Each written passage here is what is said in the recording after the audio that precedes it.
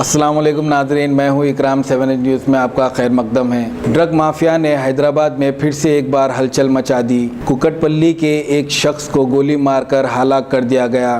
آئیے دیکھتے ہیں 7H کی یہ رپورٹ۔ ریاست تلنگانہ میں ڈرگس کلچر کا پردہ فاش ہونے کے بعد سماجی ادارے اس لعنت کو ختم کرنے کے لیے منظر عام پر آئے تھے، لیکن عوامی مشکلات، مہنگائی اور ڈھیر سارے مسائل تو کہیں غیر ضروری باتیں، تاج محل کے قصے، GST، ان سب خبروں کے درمیان ڈرگس مافیا کی خبریں دب کر رہ گئیں۔